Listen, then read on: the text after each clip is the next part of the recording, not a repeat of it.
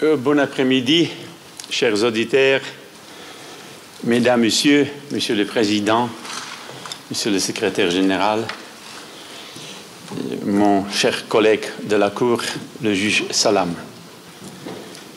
C'est un plaisir de vous joindre aujourd'hui pour donner cette conférence au sujet du parcours de la Cour mondiale à la veille du premier siècle de sa création, de la création de la première juridiction permanente à caractère général. C'est pour moi aussi un plaisir parce que c'est un retour pour moi. Il y a 31 ans, à 88, j'étais comme vous, auditeur de cette académie. Et je ne pouvais pas imaginer que 5 ans plus tard, je reviendrai, pas à l'Académie, mais cette fois-ci devant la Cour internationale de justice en tant que l'agent de nouveau État, la Slovaquie, dans une affaire entre ce pays-là et la Hongrie, dans l'affaire Gabčíkovo-Nagymaros. Et certainement, je ne pouvais pas même rêver que 14 ans plus tard, les États membres des Nations Unies vont m'élire pour siéger à la plus haute juridiction mondiale, pour reprendre les mots du Conseil français, tellement bien établi devant la Cour, qui a donné le cours général l'année passée, M. Alain Pellet.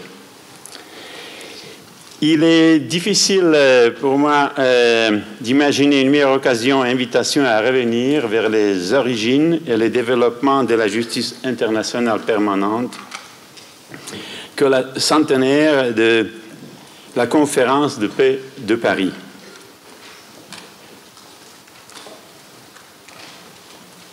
Il y a 99 ans, une transformation importante a eu lieu. Le passage de l'arbitrage facultatif à une juridiction permanente. Ce processus fut lancé ici, à La Haye, lors des conférences de 1899 et 1907, et c'est de nouveau ici, à La Haye, que le comité des juristes s'est réuni en 1920 pour élaborer le projet du futur statut de la Cour de justice permanente. On peut dire à juste titre que ce processus est véritablement marqué par sa présence, cette ville, anciennement appelée par ses habitants de Mooie Stad achter de Duinen, la jolie ville derrière les dunes. De nos jours, elle est mieux connue comme la ville internationale de paix, de justice, ou, pour un peu changer l'appellation donnée à cette ville par l'ancien secrétaire général des Nations Unies, qui était aussi président du Curatorium, Boutros Ghali, la capitale juridique mondiale. Il disait que c'était la capitale judiciaire des Nations Unies. Mais les Néerlandais ont un peu transformé cette appellation et ils sont fiers de parler de Legal Capital of the World. En effet, le premier point sur lequel les membres du comité des juristes en 1920, réunis au Palais de la Paix, ont réussi à se mettre d'accord était que le siège de la Cour devrait être ici, à La Haye. Cette occasion me donne aussi l'opportunité de rappeler une observation de Léon Bourgeois, juriste et homme d'État français, premier président de l'Assemblée de la Société des Nations et lauréat du prix Nobel pour la paix en 1920, lors de l'ouverture de la session du comité des juristes. Quand M. Bourgeois a fait son discours lors de l'ouverture, il a observé que la vie internationale tend à se développer chaque jour avec une intensité que nulle, il y a un siècle, n'aurait pu prévoir et n'aurait osé mesurer. Aujourd'hui, 100 ans après la conférence de paix de Paris, je me demande que dirait M. Bourgeois sur le siècle qui vient de s'écouler. Et puis, que penseraient les générations futures un siècle d'ici? Quant à la deuxième question, je ne veux pas tenter à donner une réponse. Pourtant, je pourrais offrir quelques observations sur la première. Est-ce que M. Bourgeois aurait pu prévoir le développement dans le domaine de justice internationale du XXe siècle? Est-ce que ce développement aurait satisfait les désirs et les espoirs de ceux qui œuvrèrent au premier projet? Une chose est certaine, mesurer la longévité de la justice internationale en siècle est une preuve de son existence, mais aussi de sa résilience. Grâce aux travaux préparatoires du statut de la Cour permanente, il est possible de reconstituer au moins, dans un certain degré, les débuts de la justice internationale permanente à travers les procès-verbaux du comité des juristes qui a préparé le projet du statut en 1920 et des tentatives de projet qui le précédèrent. Mais afin de pouvoir apprécier l'importance des événements de 1920, permettez-moi de rappeler les événements un siècle d'avant. Est-ce que l'on aurait pu, dans l'année 1819, prévoir la création d'une juridiction permanente internationale, un forum pour résoudre les différends interétatiques conformément au droit international? Les historiens savent bien que c'est en 1815, après une série de guerres, les puissants européens se sont réunis pour une autre conférence afin de poser les fondements du nouvel ordre public international. Un bref regard sur l'acte final du Congrès de Vienne démontre que les participants au Congrès avaient une idée très différente des résultats d'une négociation multilatérale par rapport à celle de 1919 ou de celle qu'on connaît aujourd'hui. La plupart des discussions lors du Congrès concernaient la répartition des territoires des puissants européens suite à la défaite de Napoléon. Certaines des discussions portaient sur les réparations dues par la France. Quel contraste avec l'affaire des activités armées sur le territoire du Congo, République démocratique du Congo contre l'Ouganda, que la Cour va trancher bientôt, prévoyant les audiences au mois de novembre. Et ces différences est marquant au moins pour deux raisons. Premièrement, c'est une Cour de justice qui doit trancher la question et non pas une conférence diplomatique.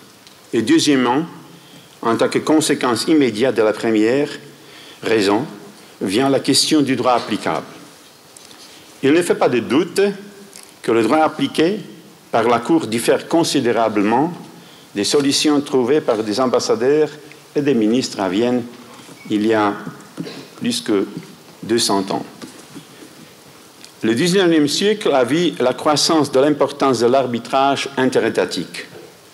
Parfois, les dispositions prévoyant la soumission à l'arbitrage de certains litiges étaient insérées dans les accords multilatéraux. Par exemple, l'article 16 de la Convention de l'Union postale universelle de 1874. Le développement de l'arbitrage international vers la fin du XIXe siècle culmine avec la première conférence de paix tenue ici à La Haye en 1899, proposée par le tsar russe Nicolas II. Elle avait un double objectif: d'obtenir une réduction de budget militaire par l'acceptation d'une sorte de mécanisme de désarmement, car les rivalités croissantes entre les grands empires européens commençait à constituer non seulement une menace sérieuse pour le système international, mais en particulier un fardeau excessif pour leurs budgets nationaux. Le second objectif, parallèle au premier, était de renforcer les dispositifs permettant de régler pacifiquement les différends internationaux, en particulier par l'arbitrage. Déjà en 1899, la communauté internationale envisageait la création d'une institution, d'un nouveau système d'arbitrage. L'objectif principal était de créer un vrai tribunal international pour les règlements des différends internationaux. La création de la Cour permanente d'arbitrage représente une étape décisive dans l'institutionnalisation de la justice internationale. À l'ère actuelle, la Cour permanente d'arbitrage a 123 États partis à l'une ou les deux de ses conventions fondateurs.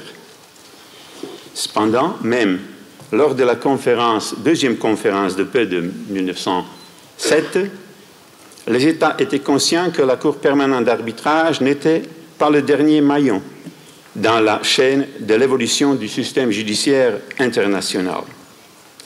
Par exemple, à la conférence de paix, deuxième conférence de paix en 1907, le représentant des États-Unis, Joseph Hodges Colt, avait observé que, je le cite en anglais, parce qu'il parlait en anglais, « The fact that there was nothing permanent or continuous or connected in the sessions of the court or in the adjudication of the cases submitted to it has been an obvious source of weakness and want of prestige in the tribunal. Each trial it had before it has been wholly independent of every other, and its occasional utterances, widely distant in point of time and disconnected in subject matter, have not gone far towards constituting a consistent body of international law or of valuable contributions to international law, which ought to emanate from an international tribunal representing the power and might of all the nations." End of quote.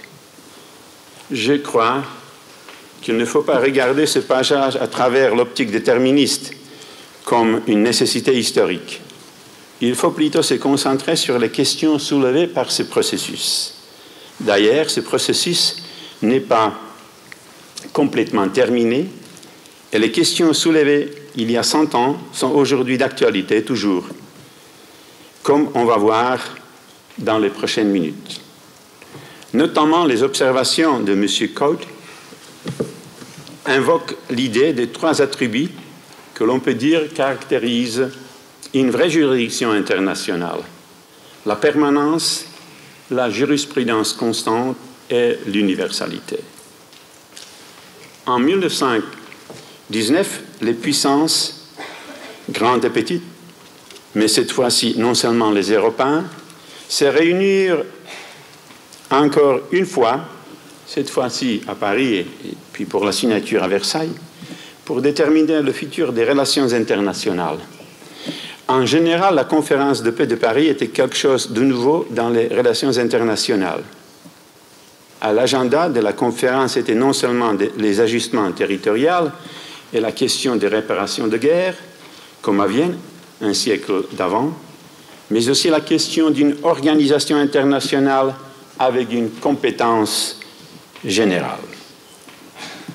En effet, et à titre de curiosité, les premiers projets du pacte de la Société des Nations discutés par les États ne faisaient aucune référence à la création d'une cour où ils étaient très vagues, ces projets.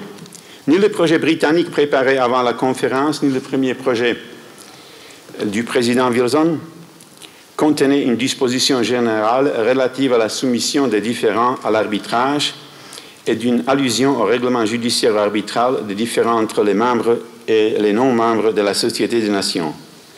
Le projet britannique envisageait le règlement des différends par voie d'arbitrage, tandis que le projet de Wilson contenait une disposition générale relative à la soumission des différends à l'arbitrage. C'était en janvier 1919, lors de la conférence entre les représentants britanniques et américains, qu'il fut convenu d'insérer une disposition générale relative à la création d'une cour permanente.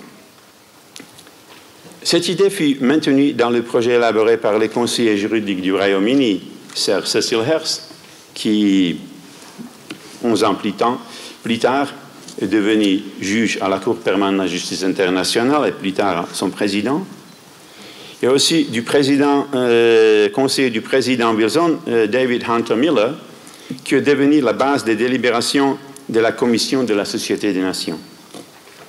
L'article 14 du pacte conférait au Conseil de la Société des Nations la tâche de préparer un projet de Cour permanente de justice. Le reste de ces dispositions concerne la compétence de la Cour. Elle était limitée aux différents des caractères international, c'est-à-dire les différents interétatiques que les parties lui soumettront. Il prévoyait aussi la compétence consultative sur tout différend ou tout point dont la saisira le Conseil ou l'Assemblée. Afin de pouvoir s'acquitter de ces tâches, le Conseil décida de constituer un comité de juristes internationaux et de le charger de préparer un avant-projet. Le comité comprenait 10 membres, dont la majorité sont devenus plus tard membres de la Cour.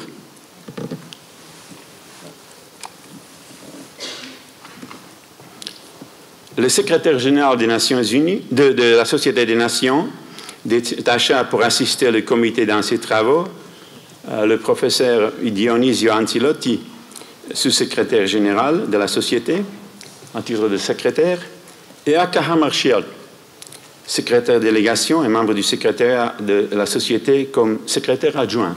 C'est un jeune juriste suédois, le frère de Dag Hammarskjöld, qui est plus tard devenu secrétaire général des Nations Unies et qui est certainement beaucoup mieux connu internationalement que Aka Hammarskjöld, non seulement en tant que secrétaire de ce comité-là, mais aussi celui qui est devenu le premier greffier de la Cour permanente de justice internationale.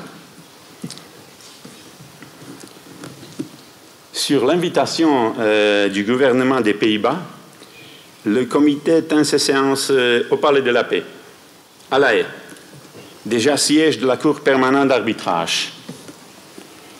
Et au cours de 5 semaines, entre 16 juin et 24 juillet 1920, il tint 35 séances au total et a réussi de préparer le projet. Les débats au sein du comité démontrent comment toutes les questions qui sont acceptées aujourd'hui presque comme des principes généraux de la fonction judiciaire internationale à l'époque étaient le sujet des vives discussions. Il ne serait pas exagéré de dire que la figure du juge international et de la fonction judiciaire internationale ont été créées par le comité consultatif. Le choix et les opinions exprimées par les membres du comité ont déterminé le fonctionnement de la Cour permanente et, dans un degré, la présente Cour qui l'a succédé. Les travaux du comité des juristes ont subi, dans une mesure considérable, l'influence des projets antérieurs, mais surtout les conférences de La Haye de 1899 et de 1907, ainsi que du projet dit de 5 puissances élaboré par la conférence qui se tint à La Haye en février 1920. Une étude attentive de l'évolution historique par laquelle a passé la rédaction du statut laisse l'impression que beaucoup de ces dispositions se fondent sur des projets élaborés précédemment. Toutefois, il y a des nouveautés importantes et il est presque inutile de rappeler que le travail du comité est à la base du statut de la Cour internationale de justice. Il est difficile de présenter en quelques minutes seulement les vives et riches discussions qui ont eu lieu pendant plus d'un mois. Il suffit de marquer quelques points qui démontrent la force intellectuelle de ces discussions. Les débats au sein du comité étaient vifs, les sessions étaient animées, parfois même trop animées, et au moins plus que ses membres auraient souhaité. Les débats ont été marqués par plusieurs confrontations dès le début concernant l'élection du président du comité des juristes. Parfois, ça arrive aux conférences internationales, jusqu'à la fin du débat sur la compétence obligatoire. Au fur et à mesure, les membres du comité sont devenus conscients que toutes les questions importantes desquelles ils devaient s'occuper étaient liées et que le choix devait être fait de manière cohérente. L'élection des juges est liée au profil des juges et les qualités requises pour devenir un juge international. Cette question, à son tour, est liée au droit applicable parce que, pour fonctionner, une cour internationale doit assurer la continuité de sa jurisprudence et la question des sources est liée à celle de la compétence de la Cour. La première question substantielle est une des plus épineuses avec lesquelles le comité des juristes devait s'occuper, était celle de l'élection des juges. La conférence de 1907 n'a pas trouvé une solution, et c'était la raison de l'échec finalement du projet de 1907. Le principe de l'égalité souveraine a confronté la position des grandes puissances qui souhaitaient recevoir un traitement préférentiel. Enfin, après de longs débats, s'est imposé le projet d'Elihu Root, membre américain du comité des juristes, ancien secrétaire d'État des États-Unis, qui prévoyait une décision dite bicamérale qui implique les deux organes politiques principaux de la Société des Nations dans le choix des membres de la Cour. Cette solution était durable et les membres de la Cour sont toujours élus simultanément par l'Assemblée générale et les conseils de sécurité de l'Organisation des Nations unies. Le comité a dû ensuite décider sur les qualités requises pour les futurs membres de la Cour. La question si un juge national sans expérience internationale peut devenir un bon juge international occupait les membres du comité jusqu'à la solution fut trouvée. De la lecture des procès-verbaux des sessions ressort le degré de provocation intellectuelle. Par exemple, lors de la discussion sur l'incompatibilité des fonctions, Lord Phillimore, membre britannique de ce comité, avait dit qu'il y a plutôt avantage pour un juge international à appartenir en même temps à la magistrature de son propre pays. Peut-être il a pensé au cas britannique, Law Lords. Opinion qui semble être partagée par la majorité de ses collègues. Ou le jour suivant, au sujet de la compétence, le futur président de la Cour, le néerlandais Loder et le professeur Lapradel, représentant français, étaient en faveur de donner l'opportunité aux individus d'avoir accès à la Cour. Ou, quant à la langue officielle, l'article 37 du projet qui prévoyait que la Cour aurait comme seule langue officielle le français. Et c'était seulement à l'Assemblée de Société des Nations qu'on a ajouté au projet l'anglais comme deuxième langue de la Cour. Dernièrement, et peut-être le plus intéressant, la majorité dans le comité s'est prononcée en faveur de la compétence obligatoire de la Cour. Décision qui a été justifiée seulement par la voie d'un raisonnement juridique. Encore une fois, à titre de curiosité, quelques jours avant la fin de session, le comité a débattu deux projets qui portaient respectivement sur l'organisation de conférences pour le développement du droit international et sur la création d'une haute cour de justice internationale chargée de juger les crimes contre les droits des gens universels. En ce qui concerne la première proposition, certainement les membres du comité étaient conscients qu'il était important de développer, graduellement codifier le droit international qui devait être appliqué par la Cour.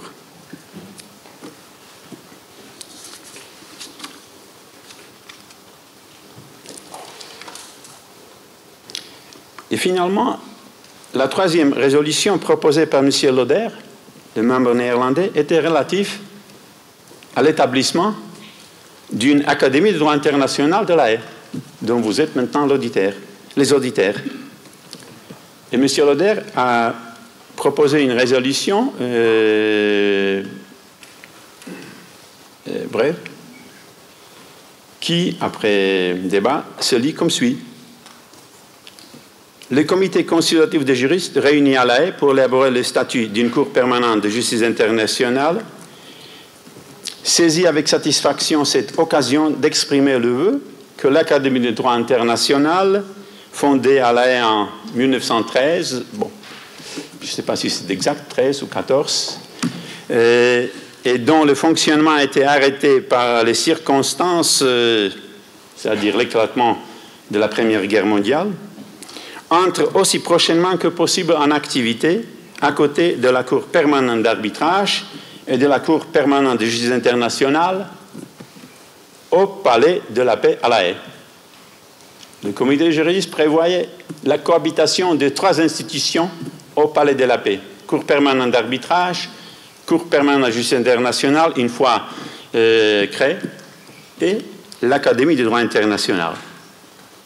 L'Académie a finalement commencé ses activités en 1923 avec les premiers cours d'été. On y voit bien le lien historique qui existe dès le début entre la juridiction internationale et l'Académie. La question de la compétence de la Cour était étroitement liée à celle du droit applicable. Les membres du comité étaient conscients que la compétence obligatoire présuppose aussi que la Cour détermine le droit applicable, d'où le danger de judicial lawmaking. Ainsi, les principes généraux ont complété les traités et la coutume dans une tentative d'éliminer la possibilité de non-liquid. La dernière grande question débattue par le comité portait sur la juridiction obligatoire de la Cour. Les débats furent marqués par l'opposition du membre japonais Mineichiro Adachi, qui était élu en 1930 juge à la Cour et devenu son président. C'est lui qui a rappelé l'adage français lors des débats sur la juridiction obligatoire. C'est lui qui trop embrasse, mal étreint. Mais finalement, le comité a recommandé la compétence obligatoire, la juridiction obligatoire de la Cour. Le comité adopta à l'unanimité un avant-projet de 62 articles, à l'exception de quelques réserves formulées par M. Adachi et le juriste italien Bussati. En octobre 1920, le projet fut examiné et amendé par le Conseil. Le Conseil renonça à toute compétence obligatoire de la Cour permanente de justice internationale. C'était les grandes puissances qui ne voulaient pas être soumises automatiquement à la juridiction de la Cour. Le Conseil a introduit une disposition sur les opinions dissidentes, ainsi qu'une disposition selon laquelle, et c'était la proposition britannique, la décision de la Cour n'est obligatoire que pour les parties en litige et dans le cas qui a été décidé. Il constitue l'article 59 du statut actuel. Ensuite, le projet a été renvoyé à l'Assemblée où, curieusement, parmi les membres de la 3e commission était la moitié des membres du comité consultatif, cette fois-ci en tant que représentants de l'État.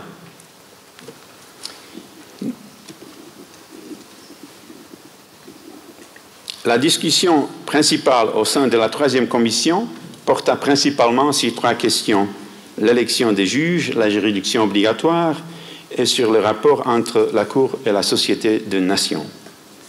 Le comité avait suggéré que les élections devraient avoir lieu tous les 9 ans. Cette idée a été critiquée au sein de l'Assemblée, et spécifiquement par les futurs juges Hearst et Fromageau, qui, à juste titre, s'inquiétaient de la continuité de la jurisprudence. Mais leurs propositions n'ont pas été acceptées, et c'est seulement en 1946, quand la Cour internationale de justice a été créée, qu'on a introduit l'élection triennale des membres de la Cour afin de garantir une combinaison entre la continuité et le renouvellement dans la composition de la Cour et ainsi pour assurer la continuité de la jurisprudence de la Cour. Mais la juridiction obligatoire est devenue la question la plus importante. Toutefois, c'était lors des débats concernant la forme à donner au statut que le membre brésilien, M. Fernandes, qui était auparavant au comité des juristes, a proposé d'ajouter ce qui constitue le présent article 36, paragraphe 2, la clause facultative de juridiction obligatoire.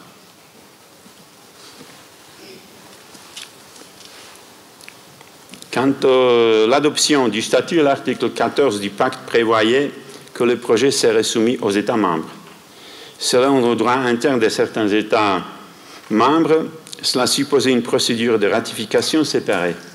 Il fallait donc qu'un traité international soit adopté, c'est à quoi une résolution de l'Assemblée ne suffisait pas. De plus, un certain nombre d'États n'étaient pas membres de la Société des Nations, notamment les États-Unis. Une résolution de l'Assemblée aurait rendu plus difficile leur association, car il n'était pas prévu dans le pacte que des États non membres participent aux séances et votent des textes au sein de l'Assemblée.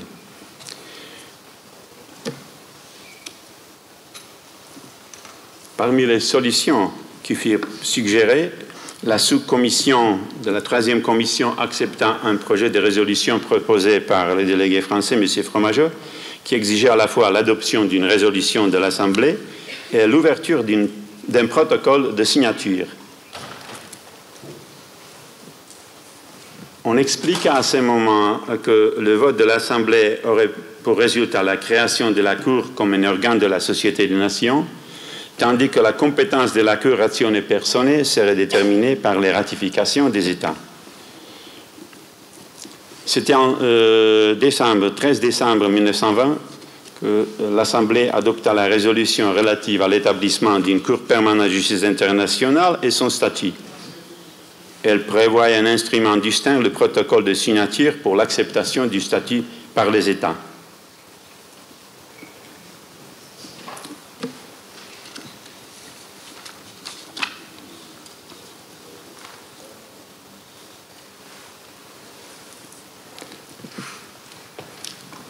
Le protocole est entré en vigueur en 1921 et la deuxième assemblée de la Société des Nations se trouva ainsi en mesure de procéder à l'élection des juges en septembre 1921 et la Cour inaugura ses travaux le 15 février 1922.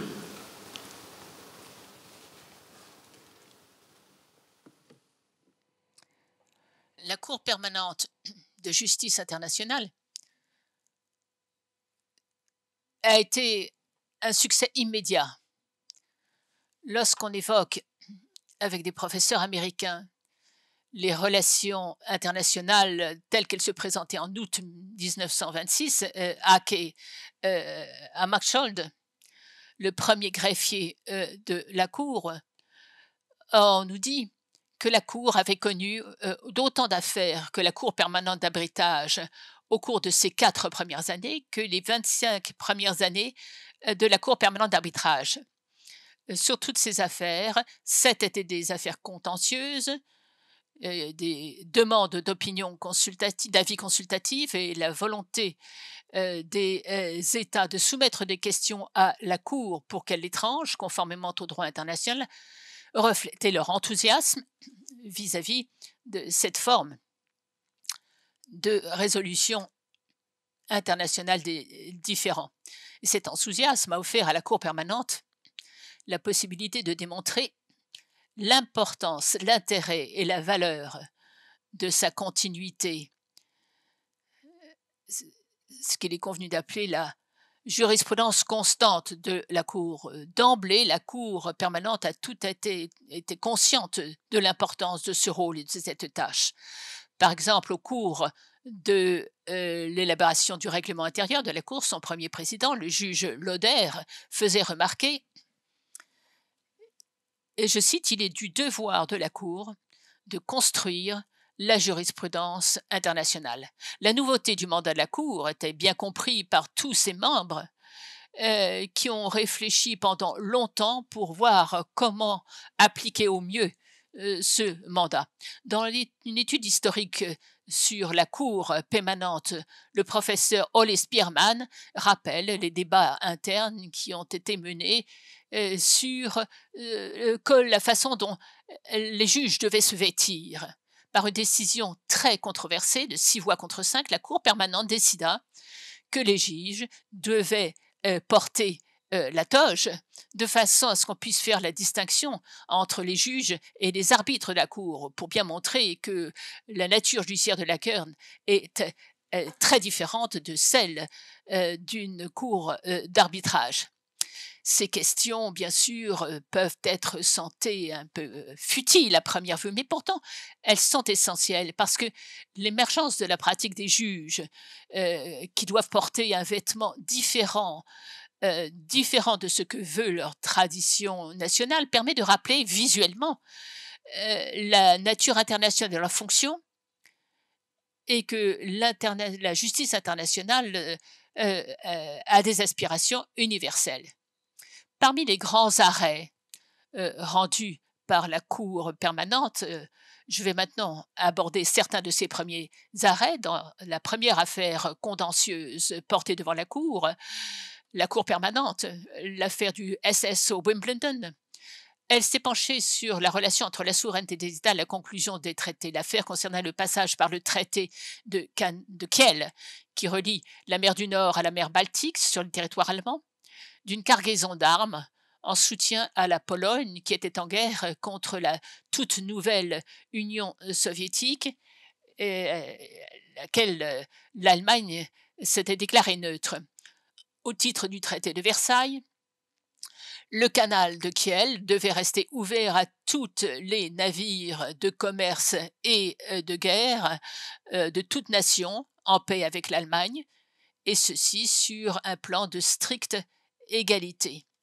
L'Allemagne a prétendu que ses obligations de respect du libre passage par le canal ne devaient être privées du droit souverain en tant que puissance neutre et qu'on ne pouvait certainement pas l'obliger à autoriser le passage de contrebande sur son territoire. La Cour expliqua qu'elle ne voyait pas dans la conclusion des traités l'obligation d'agir à l'encontre de la souveraineté des États et poursuivait en disant que le droit d'entrer ou d'entreprendre un engagement international est un attribut de la souveraineté d'un État.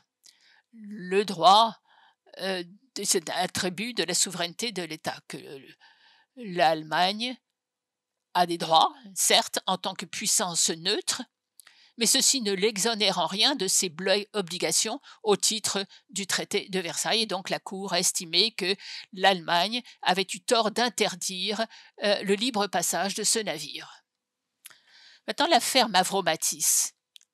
Deuxième affaire contentieuse portée devant la Cour, qui est un autre exemple probant. La Cour permanente, son premier jugement en 1924, l'affaire Mavromatis-Palestine et Mavromatis en 1925, Mavromatis-Jérusalem, concernent différentes phases du même procès.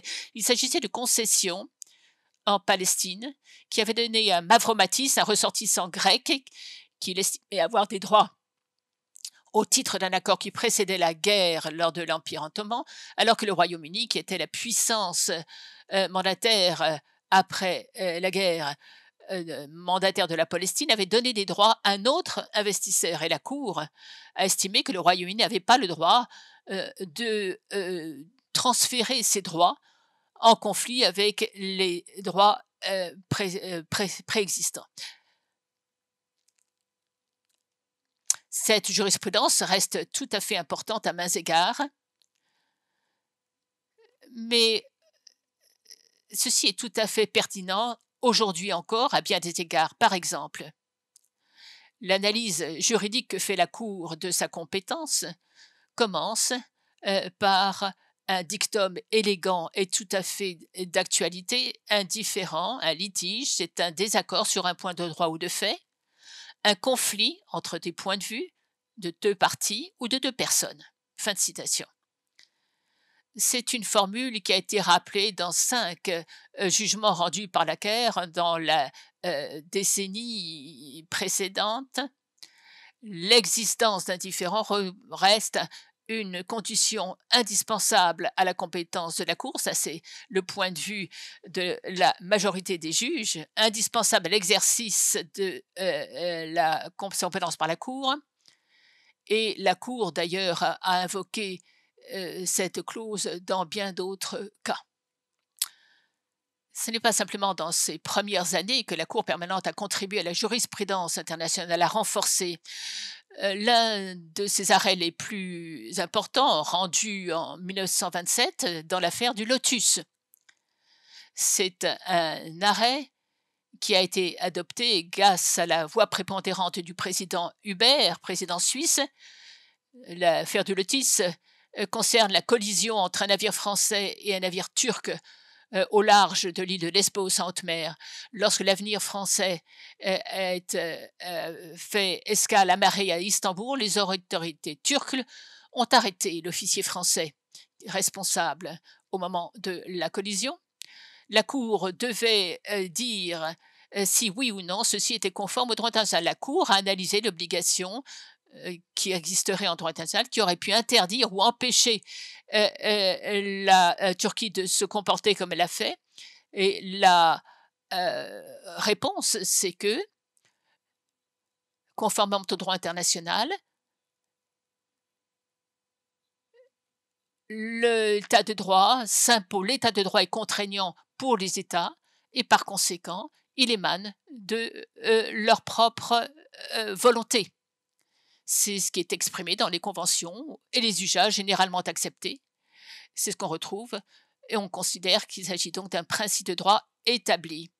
Et donc des restrictions ne sauraient être présumées à cette indépendance et souveraineté des États. Selon la Cour permanente, on ne voyait pas de raison d'interdire à la Turquie d'exercer sa compétence. Et par conséquent, elle a estimé, la Cour, que la Turquie avait agi conformément au droit international. Et ce dicton continue d'être mentionné encore aujourd'hui. On parle toujours du principe du lotus. C'est devenu un des principes fêtiers du droit international. Le principe du lotus qui est encore fréquemment mentionné de nos jours. Un aspect intéressant des avidités judiciaires de la Cour, c'est l'importance de sa compétence consultative. Comme je l'ai dit tout à l'heure, l'article 14 du Pacte de la Société des Nations prévoit que la Cour permanente puisse rendre un avis consultatif sur une question qui lui serait posée par le Conseil ou renvoyée par l'Assemblée, ce qui donne bien sûr à la Cour un rôle essentiel au plan du multilatéralisme. Au début, l'idée d'avoir une fonction consultative, de confier une fonction consultative à une juridiction internationale était assez controversée. Un commentateur français dans les années 30 a même dit qu'il s'agissait là d'une bizarrerie. Certains étaient soucieux de cette bizarrerie, s'en inquiétaient. Mais pour autant, comme l'a dit le professeur Manley Hotmer de Harvard, c'est une remarque qu'il a fait en 1925 dans le New York Times, et il devait d'ailleurs devenir ultérieurement juge à la Cour permanente. Et c'est la possibilité donnée à la Cour de rendre des avis consultatifs est un service important que rend la Cour au Conseil de la Société des Nations. En fait, la compétence consultative de la Cour permanente a été très utilisée, très largement. Bon exemple de ce rôle consultatif, c'est dans l'affaire des douanes. régime douanier entre l'Autriche et l'Allemagne, car à la fin de la Première Guerre mondiale, on a considéré que l'indépendance autrichienne était essentielle à la paix en Europe, et c'est pourquoi, dans son article 88, le traité de Saint-Germain rend le consentement du Conseil indispensable.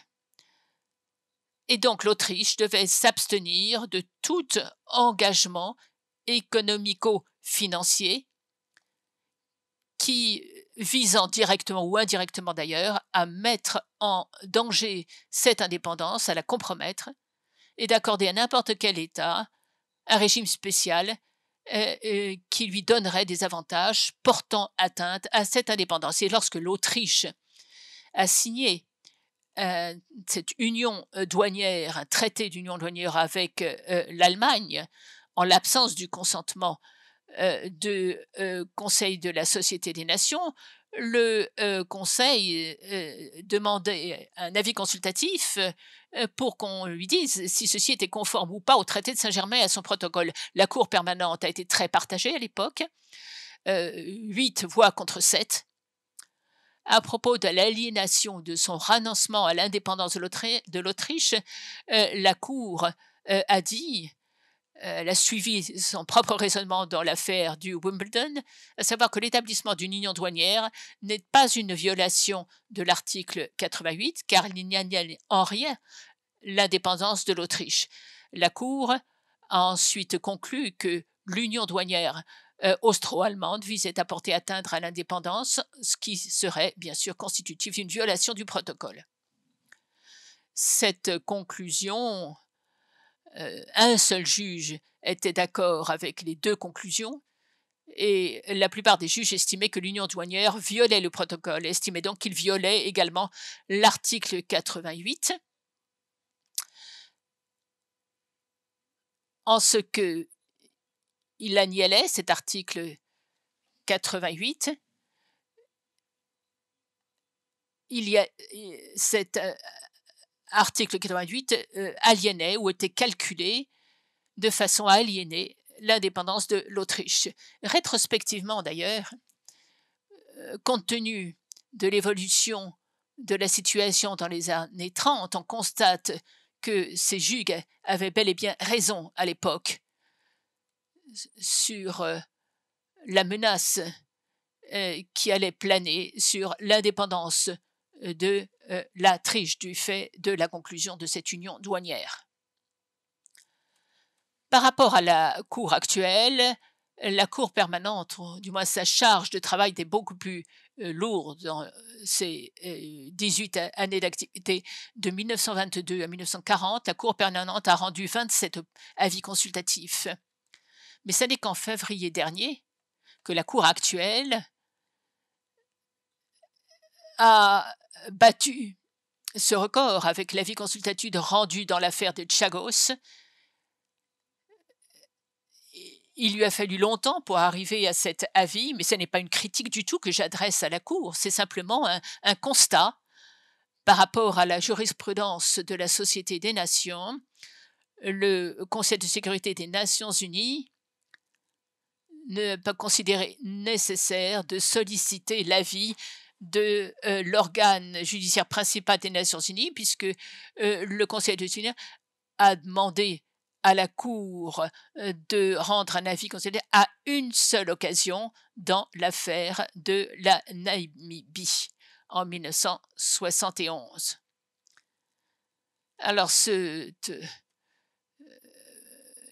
exercice de la fonction consultative de la Cour permanente a été tout à fait remarquable au vu de sa compétence restreinte au titre de l'article 14 de la Convention, du pacte de la Société des Nations.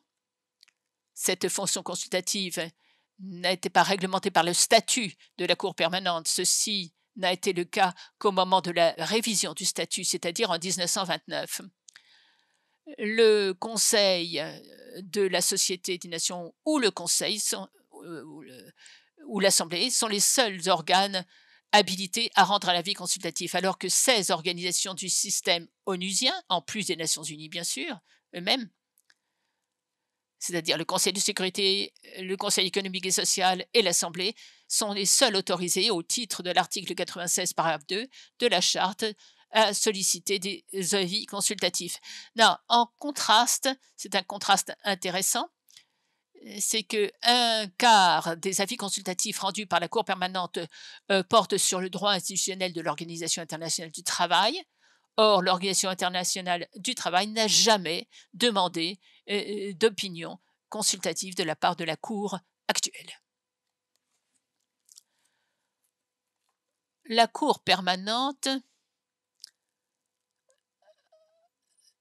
est restée en existence pendant 25 ans, mais on peut dire qu'en réalité, elle n'a vraiment fonctionné que pendant 19 ans au plus, jusqu'au début de 1940. Il était prévu de soumettre une affaire concernant la Belgique et la Bulgarie au mois de mai, mais ceci n'a pas pu se faire. Les audiences étaient été empêchées par l'invasion des Pays-Bas par le Troisième Reich.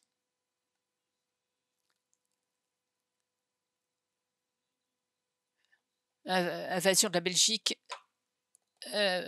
par l'Allemagne. La Cour, pendant ses 19 années d'existence, d'activité plutôt, la Cour a produit 32 arrêts, 27 avis consultatifs et 137 ordonnances, portant essentiellement sur la prescription. Le fait qu'on se souvienne encore de tout ceci reflète bien le succès remporté par cette Cour permanente, notamment en matière de jurisprudence constante, qui n'était pas le cas de la CPA. Mais cette Cour permanente n'a pas vécu pour toujours, mais on peut dire que sa jurisprudence lui a survécu pendant plusieurs années. Aucune affaire n'a été portée devant la Cour permanente. Par la suite,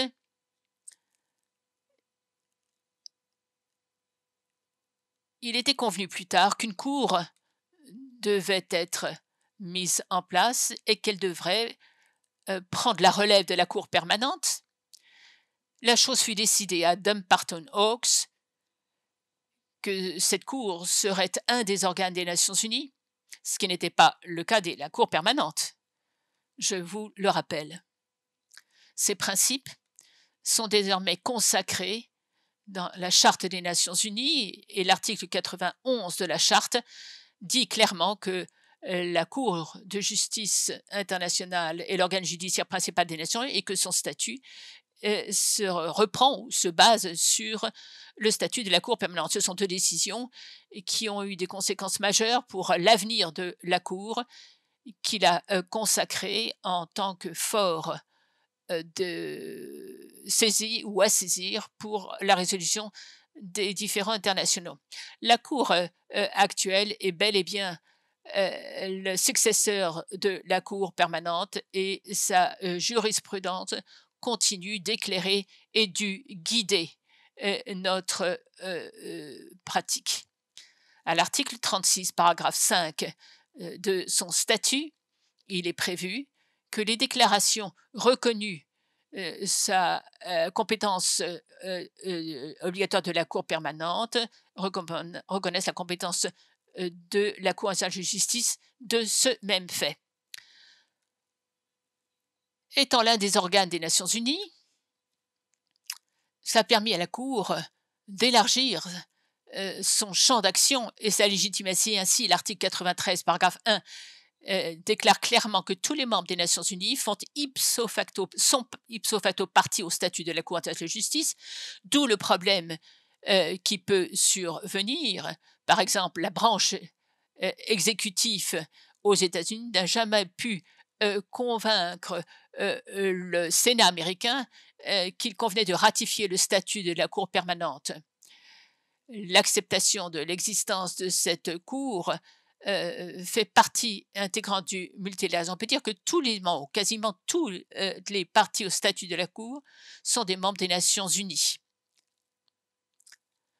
Par ailleurs, la Cour, conformément à l'article 35 en son paragraphe 2, la résolution 9 du Conseil de sécurité, la Cour peut être saisie par des membres qui ne sont pas membres des Nations Unies dès lors qu'ils déposent au greffe de la Cour une déclaration au terme de laquelle ils reconnaissent la compétence de la Cour conformément à la Charte des Nations Unies, selon les termes et les conditions qui sont ceux du statut de la Cour et s'engagent à se conformer de bonne foi aux décisions de la Cour, acceptant les obligations des membres des Nations Unies conformément à l'article 94 de la Charte.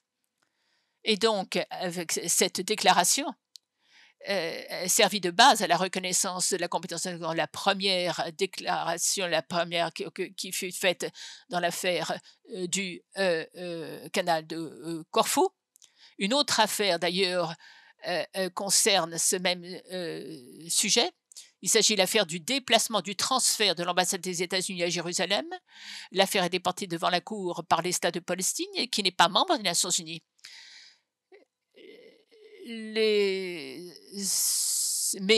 vous savez que cet État s'est vu accorder le statut d'observateur à l'Assemblée des États-Unis. Les États-Unis, d'ailleurs, ont informé la Cour que, selon son gouvernement, la Cour n'avait pas compétence, manifestement, et la Cour, conformément à son règlement, a tranché que la question de la compétence, de la recevabilité de la demande de la Palestine devrait être tranchée ou établie séparément, limine litis. La Palestine a déposé son mémoire sur cette question en mai dernier et les États-Unis peuvent soumettre une réplique d'ici le mois de novembre. C'est donc une affaire pendante. Et il faut bien attendre pour savoir quelle sera la décision de la Cour. Il m'est impossible de faire tout autre commentaire sur cette affaire, ou bien sûr, je serai immédiatement dessaisie.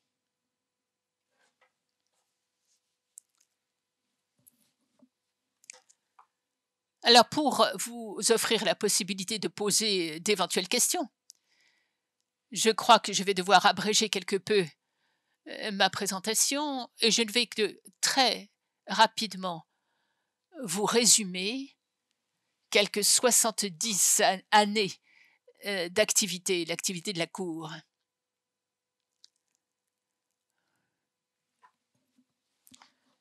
Disons que pendant les 2 premières décennies, le palmarès, si je puis dire, de la Cour a été remarquablement impressionnant.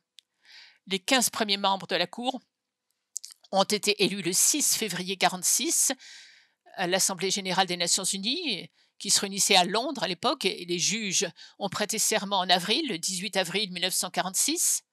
Pour la première fois, la Cour a donc commencé son activité judiciaire au mois d'avril, je dis bien le 18 avril 1946 précisément. Mais en fait, ces activités judiciaires n'ont véritablement commencé. Je laisse de côté, bien sûr, l'adoption du règlement de la Cour qui se fonde sur les règlements de la Cour permanente préexistante. Je disais donc que la Cour a démarré ses activités judiciaires à proprement parler en 1947, lorsqu'elle a été saisie de la première affaire contentieuse, à savoir l'affaire du canal de Corfou. Détroit de Corfou.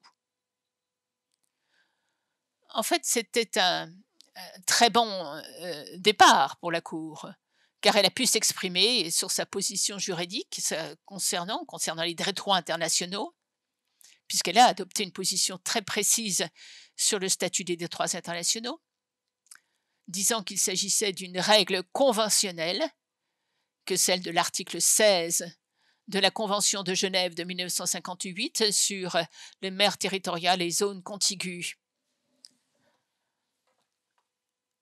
Dans une autre affaire maritime, l'affaire des pêcheries norvégiennes, l'arrêt de la Cour a renforcé les règles concernant les limites des eaux territoriales et les eaux maritimes, et la Cour a dû trancher.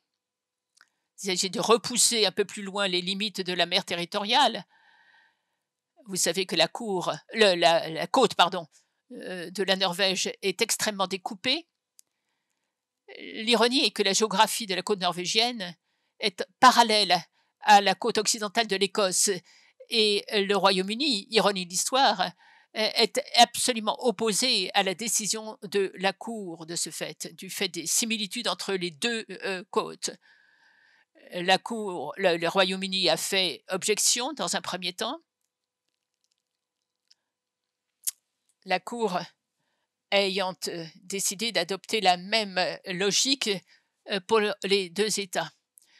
Ça n'a pas été très populaire, mais ça a finalement été accepté par les puissances maritimes, et elle a reçu l'imprimatur de cette règle avec l'établissement, avec l'article 4 de la Convention de 58, qui a ensuite été reprise dans la Convention, la CNUDM, la Convention sur le droit de la mer, celle de 1982.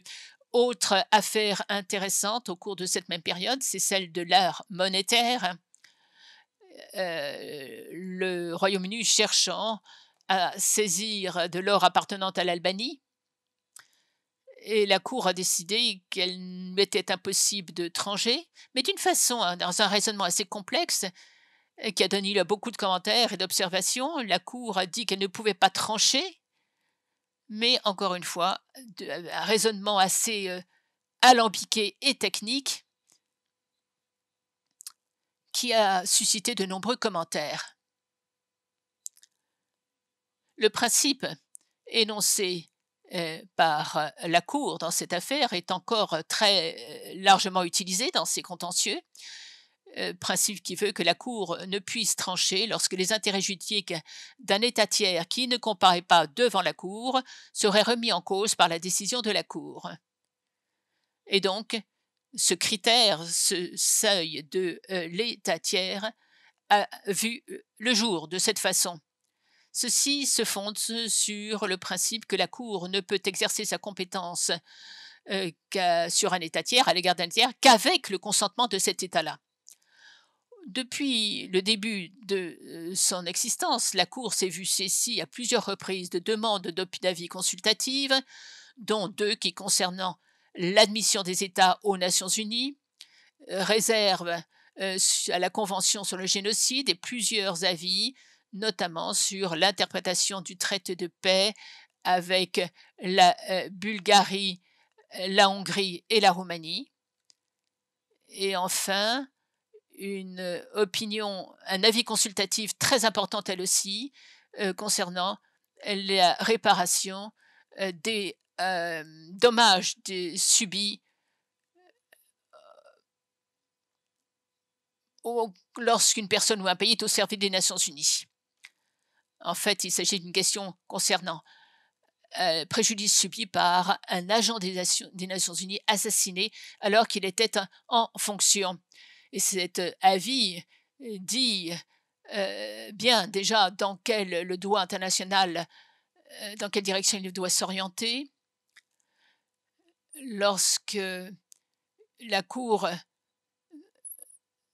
a rendu un avis à la fois audacieux et innovant dans cette affaire, probablement l'un des avis les plus marquants qui ait jamais été prononcé par la Cour. Les avis consultatifs antérieurs reflétaient les aspirations universelles de la Cour, la valeur de son intégration dans le système onusien et la confiance que les États mettaient dans la sagesse des décisions qu'elle rendait. La charge de travail de la Cour a quelque peu baissé ces derniers temps au cours de ces deuxièmes décennies, mais elle a connu quand même des affaires extrêmement délicates, avec 2 arrêts concernant le sud-ouest africain, l'une en 62 et l'autre en 1966. Celle de 66 qui a causé, je dirais, beaucoup de tort à la Cour.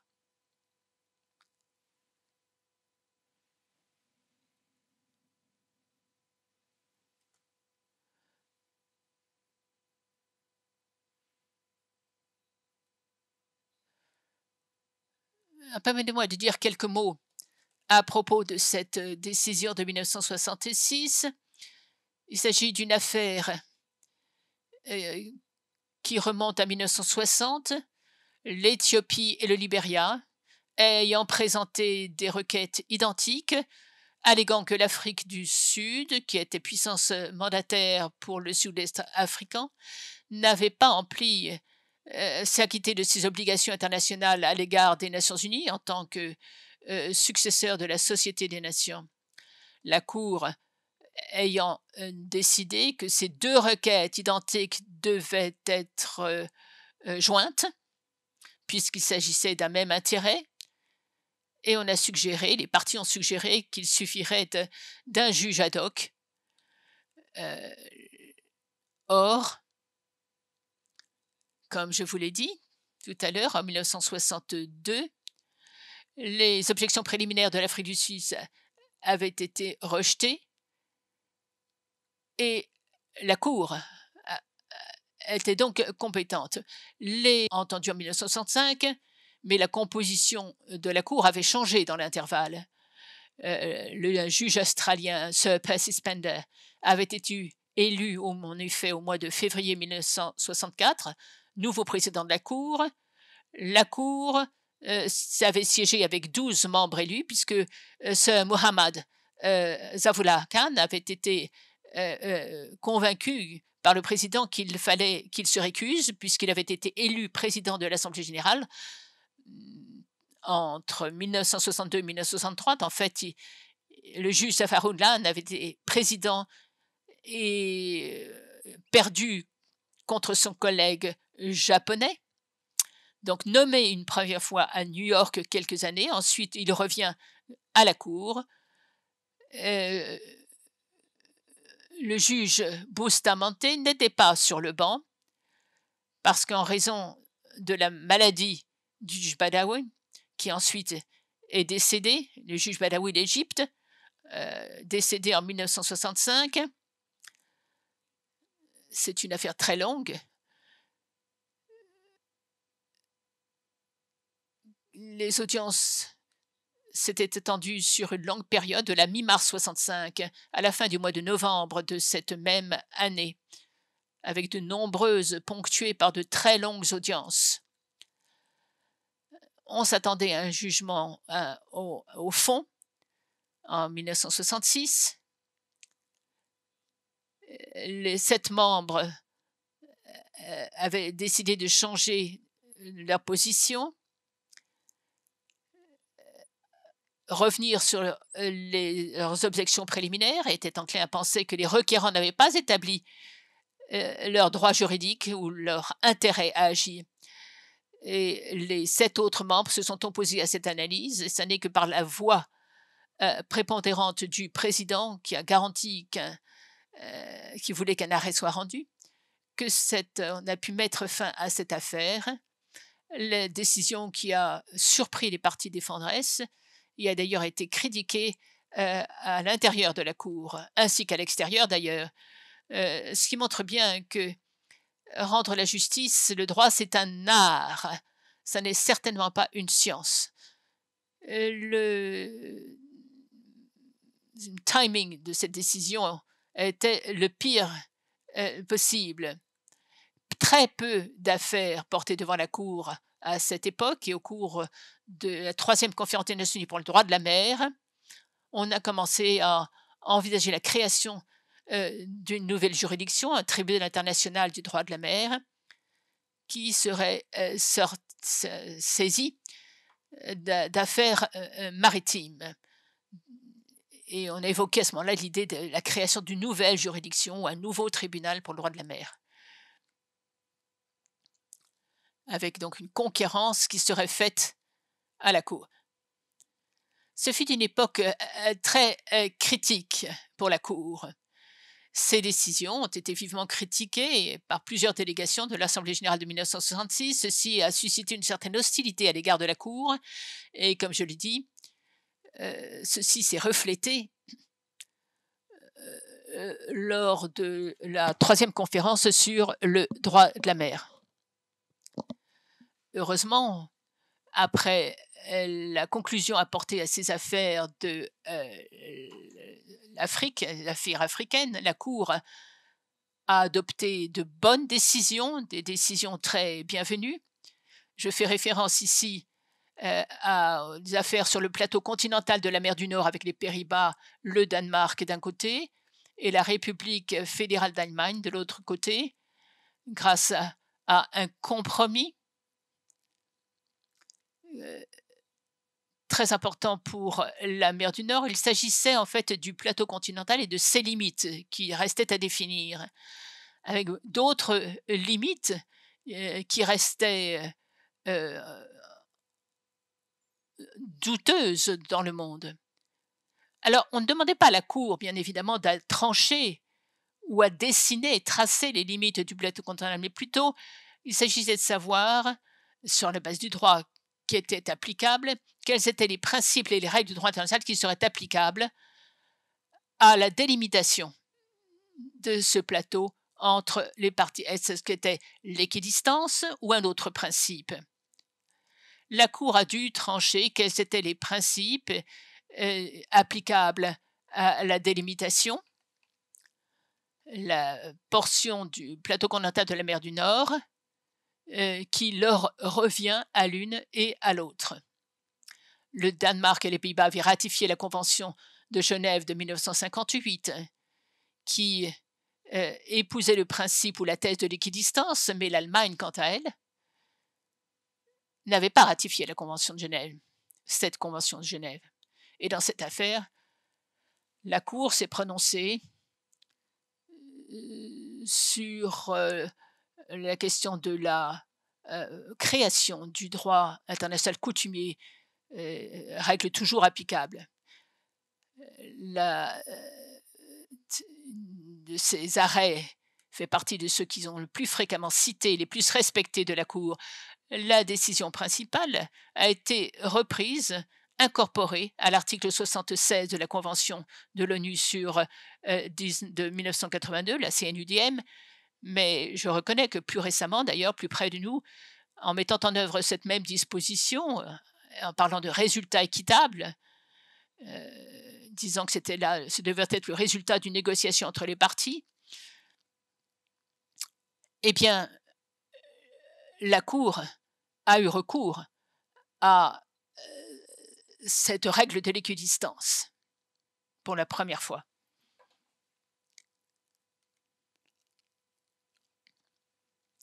Comme je l'ai déjà indiqué, dans les années 70, peu d'affaires ont été portées devant la Cour. Et c'est dans la deuxième moitié des années 70 en particulier qu'elle a été de 1974 et 1978. Un seul arrêt a été rendu par la Cour dans l'affaire du plateau continental de la mer Égée, qui opposait la Grèce à la Turquie, arrêt très court d'ailleurs.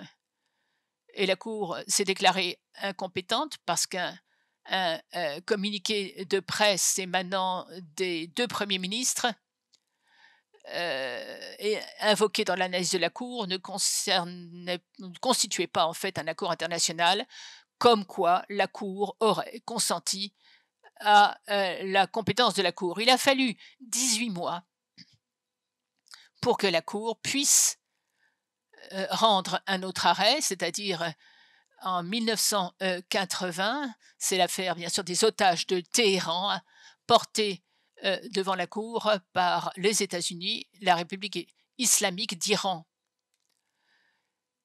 À la fin des années 70, pourtant, il semblerait que certains États africains qui n'ont pas oublié la Cour lui aient pardonné d'une certaine façon et lui aient témoigné leur confiance, puisqu'il y a eu un certain nombre de compromis qui ont été signés, au terme duquel ils saisissaient conjointement certaines affaires. Le premier de ces compromis en 1977 entre la Tunisie et la Libye, il s'agissait du plateau continental, la Cour ayant tranché cette affaire Tunisie-Libye au début des années 80. Autre compromis entre des États africains contre la République de la Haute-Volta. À l'époque, au cours de la procédure, elle a changé de nom. Elle est devenue le Burkina Faso, donc l'opposant au Mali.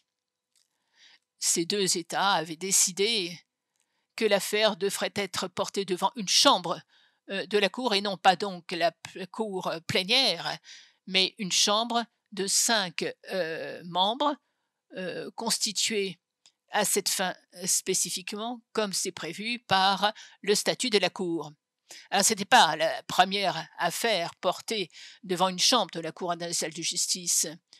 Quelques années plus tôt, une chambre avait déjà été constituée suite à une demande faite par les États-Unis et le Canada, qui avait rencontré quelques difficultés pour délimiter le plateau continental dans le golfe du Maine. Les délégations étaient prêtes à accepter cette solution, mais le texte de compromis s'est heurté à quelques difficultés au Sénat américain, qui a cherché à introduire des amendements qui ne convenaient pas du tout aux parlementaires canadiens, et donc les deux gouvernements ont décidé qu'ils porteraient l'affaire devant la Cour. Ceci a été fait par voie de compromis, ceci étant la condition, le préalable indispensable, puisque la Cour est censée respecter les souhaits des partis concernant la composition des chambres. Maintenant, dans les années 80, il y a eu une sorte de renaissance à la Cour avec un grand arrêt rendu en 84 et un autre encore en 86 dans l'affaire opposant le Nicaragua aux États-Unis, dans l'affaire des activités armées au Nicaragua. Les États-Unis ont contesté la compétence de la Cour, mais la Cour l'a néanmoins maintenue, cette compétence. Cette affaire montre bien que la Cour peut effectivement offrir sa protection à un petit pays qui a un différend avec une puissance beaucoup plus importante. C'est chose possible. Le climat politique ou les changements politiques auxquels a fait référence le ministre Védrine à la fin des années 80, ces changements ont eu un impact positif sur la Cour, puisque jusqu'en 1989-90, les pays d'Europe centrale et de l'Est, du bloc socialiste, ne pouvaient pas ou ne voulaient pas reconnaître la compétence de la Cour par voie de déclaration. Et éventuellement, ils pouvaient le faire dans le cadre clause compromissoire dans un traité multilatéral. Mais avec l'évolution de la situation politique, certains États sont revenus sur cette position, leur position vis-à-vis de la Cour, et les premiers États à le faire, à reconnaître la compétence de la Cour, en 1990, c'était la Pologne, où le ministre des Affaires étrangères, M.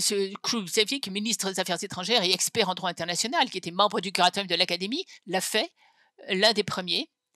Et par la suite, d'autres pays comme l'Estonie a suivi le même mouvement, l'Estonie en 92, puis la Géorgie en 1996, puis un certain nombre d'autres pays de cette même région l'ont fait au-delà de l'année 2000.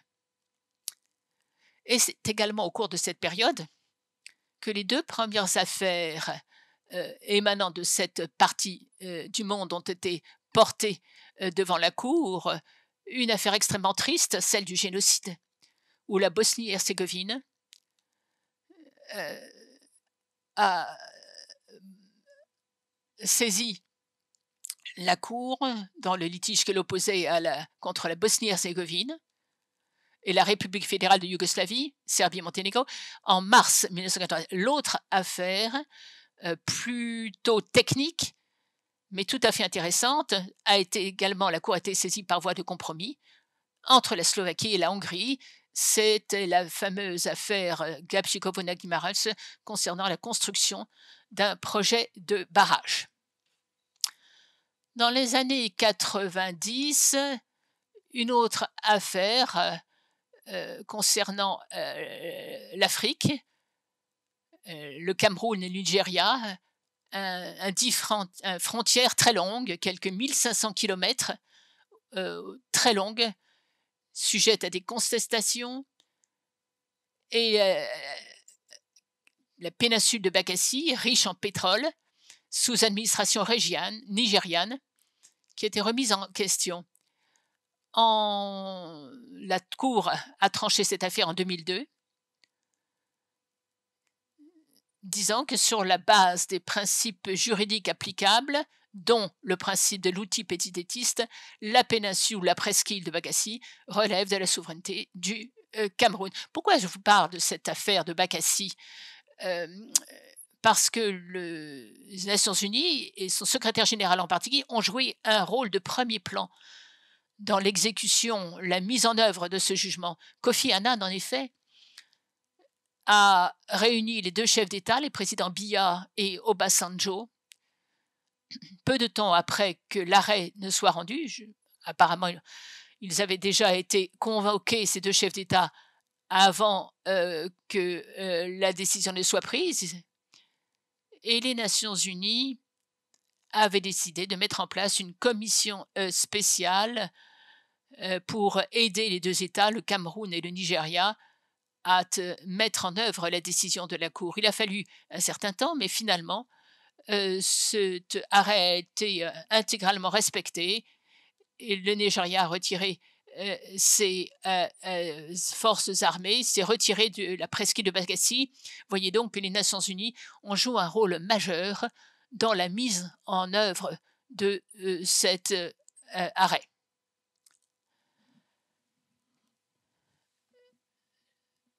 La Cour a bien compétence universelle en matière de compétences, parce que les compétences du tribunal sur le droit de la mer se limitent aux seules affaires relevant de la Convention sur le droit de la mer, Convention des Unis. La Cour internationale de justice était bien sûr une cour qui a une compétence beaucoup plus vaste, compétence rationnée matérielle, qui peut être, quant aux différends qui peuvent être portés devant la Cour. Elle connaît d'affaires très diverses et variées. Il ne s'agit plus simplement d'affaires de différents territoriaux, de délimitation maritime. Elle connaît également d'affaires concernant l'emploi de la force, les droits de l'homme, l'environnement, comme par exemple l'épandage d'herbicides, affaire qui oppose l'Équateur et la Colombie, que la Cour était prête dont la Cour était prête à connaître, mais peu de temps avant l'ouverture de l'audience, les deux parties ont remercié sa Cour, mais ont décidé de régler ce différend à l'amiable, estimant que ce serait extrêmement difficile de se mettre d'accord. Donc l'affaire a été suspendue. Les activités de la Colombie ont pu continuer leur politique dans cette partie du pays dans des conditions extrêmement strictes. Il a fallu bien sûr prévoir un dédommagement pour les dégâts causés sur le territoire de l'Équateur. Mais on a dit qu'il s'agissait là d'une somme qui devrait être encaissée à la remise en état de la partie du territoire qui avait subi un préjudice. En fait, l'affaire est très occupée. 17 affaires actuellement pendant ou en instance. C'est beaucoup. La Cour a accéléré le rythme de son activité. Elle travaille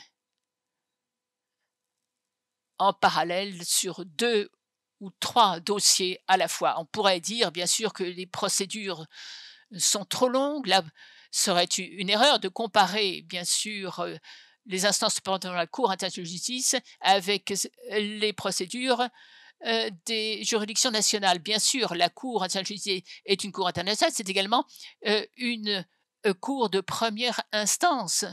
Elle doit examiner des situations de fait et puis il n'y a pas d'appel possible. Il lui convient donc qu'elle soit extrêmement vigilante. Elle ne peut pas se permettre de se tromper, la Cour. D'où le rythme, parfois qualifié de lent, de son activité. Alors, quelles sont les perspectives? Je suis sûre que la Cour va continuer d'être extrêmement occupée dans les décennies à venir. 17 affaires sont en instante ou pendantes. Nous savons qu'il y a un certain nombre de compromis qui ont été signés, mais ils ne sont pas encore ratifiés, qui vont peut-être déboucher sur de nouvelles affaires, par exemple le compromis entre le Gabon et la Guinée équatoriale, ou encore nous avons des demandes d'avis consultatifs qui sont actuellement examinées, même si ce n'est à ce stade qu'à titre officieux. Il y a des discussions entre les membres du groupe africain. Il s'agit de l'immunité octroyée aux chefs d'État et aux criminels. C'est un point qui figure bel et bien à l'ordre à l'ordre du jour de l'Assemblée générale. Alors, ce qui laisse encore un petit peu à désirer, c'est que malgré leur proclamation, comme quoi ils sont favorable à un ordre mondial basé sur les règles en matière internationale, malgré cette affirmation, les États ne sont pas forcément toujours prêts à accepter la compétence de la Cour. Personnellement, je pense que il y a même eu un certain déclin dans le désir des États d'accepter la compétence obligatoire de la Cour par voie de simple déclaration. En 1974, sur 58 États de la Société des Nations, 34 simplement avaient fait une telle déclaration, 72%. En 1948, 34 sur les 59 membres des Nations Unies, ça fait donc 59%. Au jour d'aujourd'hui, on est à 73, c'est-à-dire qu'apparemment ça correspond à une augmentation, mais sur les 193 États membres des Nations Unies, le pourcentage n'est jamais que 38%. C'est donc un déclin. Et même si les États peuvent se mettre d'accord sur des déclarations, par exemple le sommet de 2005 ou la déclaration finale sur l'état de droit adopté en 2012, malgré tout, il y a encore des États qui n'ont pas reconnu la compétence de la Cour, qui, semblerait-il, ne sont pas encore prêts à faire la déclaration indispensable.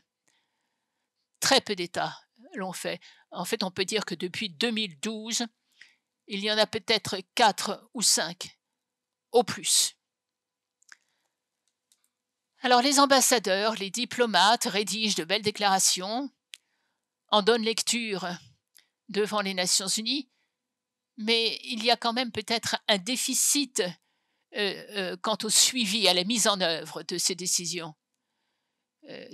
Tous les États prétendent être favorables à l'état de droit.